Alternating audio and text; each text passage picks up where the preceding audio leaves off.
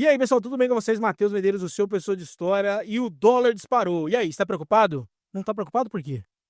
Bom, enfim, como tudo tem história, vamos conhecer um pouco da origem dessa moeda que é tão importante para nós. Bora lá! Os Estados Unidos escolheram o nome dólar para uma moeda oficial por influência histórica e prática, certo? O nome dólar deriva do nome thaler, que era uma abreviação de Rothschild-Thaler, nome de uma moeda de prata cunhada pela primeira vez em 1518.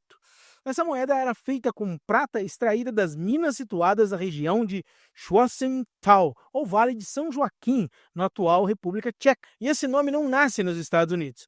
Antes dos americanos, existia o dólar espanhol, que era amplamente usado nas Américas e conhecido por sua confiabilidade devido ao alto teor de prata que tinha na moeda. E acontece que após a independência dos Estados Unidos, havia um desejo político deles mesmos de se afastarem da influência britânica, e se afastar deles incluía usar uma outra moeda que não a libra esterlina, que era a moeda da Inglaterra na época. Então nasce a Lei da Moeda em 1792, um ato que criava a Casa da Moeda e regulamentava as moedas nos Estados Unidos. Essa Casa da Moeda cria em 2 de abril de 1792 o dólar dos Estados Unidos como uma unidade padrão de dinheiro para todo o território. E existiu uma ideia, como eu já falei, de praticidade nisso. Uma vez que o dólar espanhol já era aceito, eles pegaram o mesmo nome porque eles precisavam passar confiabilidade da nova moeda deles. Porque confiabilidade, no final, significa conseguir fazer negócio com outras colônias e outros países. Bom, nesse período, as moedas já eram lastreadas em ouro. É o que ficou conhecido como padrão ouro para a moeda. O que significa padrão ouro? Padrão ouro é um sistema monetário no qual a moeda de um país está diretamente ligada a uma quantidade de ouro. Significa que $1 representava uma quantidade de ouro. E com o padrão ouro, os países concordam em converter o papel moeda a qualquer momento uma quantidade fixa de ouro. Em 1792, o dólar americano era baseado num sistema bimetálico, ouro e prata, com um valor de 24,75 gramas de ouro por dólar. Mas em 1834 houve um ajuste. O dólar foi redefinido para 23,22 gramas de ouro, tornando-se mais barato em relação ao ouro de fato. Em 1873 acontece o que chamamos de demonização da prata, ou crime de 1873. Nesse momento, os Estados Unidos se afastam do sistema bimetálico, não colocam mais prata. Então, todo o sistema agora, toda a moeda, todo o dólar é lastreado unicamente em ouro. Bom, isso foi decidido em 1873, mas só foi oficialmente aprovado em 1900 através do Gold Standard Act, que estabeleceu oficialmente o ouro como base do dólar. E vida que segue. E no meio do caminho tinha uma pedra. Tinha uma pedra no meio do caminho. E essa pedra era conhecida como a Grande Depressão Econômica dos Estados Unidos, a quebra da Bolsa de 1929. Graças a ela, em 1933, Franklin Delano Roosevelt assinou o Gold Reserve Act, que entrou em vigor em 1934, que transferiu o título de ouro dos detentores privados para os Estados Unidos. Todo mundo que tinha ouro deveria passar esse ouro para os Estados Unidos, e os Estados Unidos lhe daria assim, olha, isso aqui é o seu ouro, tem tanto aqui para você. E o objetivo disso era aumentar as reservas dos Estados Unidos. No período de depressão, a ideia do Estado era garantir que as reservas continuassem altas para que a sua moeda continuasse forte.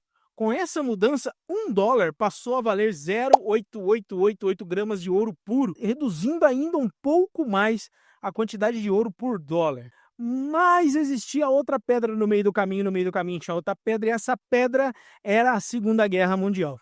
E em julho de 1944, quando a derrota da Alemanha nazista já estava praticamente certa, representantes das 45 nações aliadas se reuniram na cidade de Bretton Woods, nos Estados Unidos, para estabelecer aquilo que ficou historicamente conhecido como o Acordo de Bretton Woods. Bom, esse acordo estabeleceu o funcionamento das políticas monetárias e econômicas dos países no pós-guerra mundial. É importante lembrar que a maioria dos países estava quebrada. A maioria dos países que participaram da guerra estava quebrada, com exceção dos Estados Unidos, que passou por dificuldade financeira, obviamente. Uma guerra, ninguém passa impune por uma guerra, mesmo vencendo-a. Mas a guerra não aconteceu em solo americano e ele estava bem nessa situação frente aos outros pares.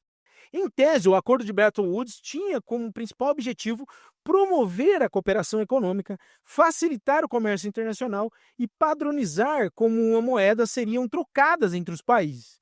Porém, como os Estados Unidos saíram da guerra assumindo um papel de nação líder dentro da nova lógica internacional, o sistema que surgiu de Bretton Woods acabou sendo amplamente favorável aos interesses americanos.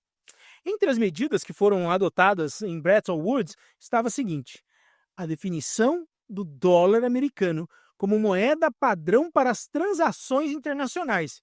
Tá entendendo agora? O acordo também ditava a criação do lastro em padrão ouro, que os Estados Unidos já adotava, onde cada dólar valeria 35 gramas de ouro.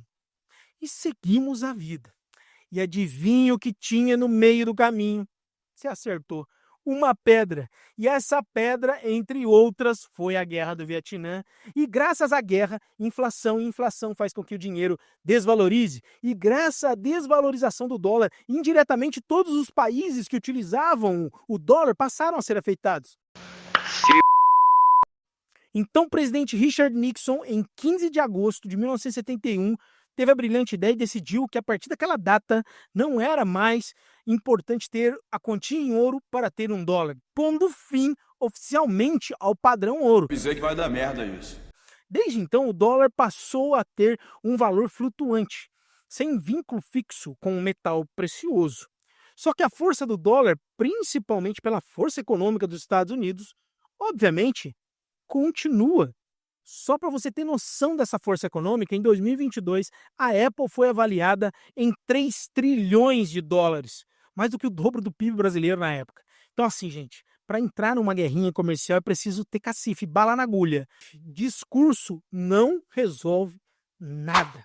Bom, é isso aí, espero que você tenha gostado. Já sabe, curtiu, se inscreve nesse canal. Até o próximo vídeo e tchau!